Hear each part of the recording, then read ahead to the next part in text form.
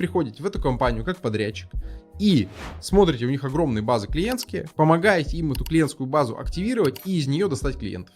Почему? Потому что на текущий момент в СНГ рекламных инструментов, их стало больше, их не становится, цена клиента нового дорожает, а текущая клиентская база обрабатывается плохо.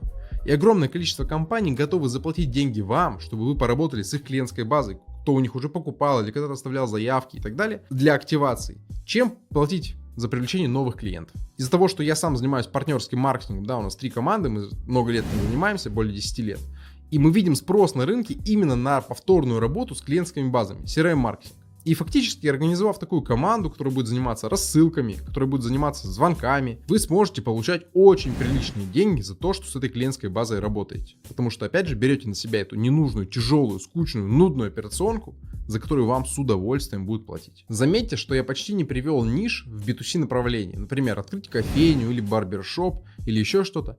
А потому что это копейки.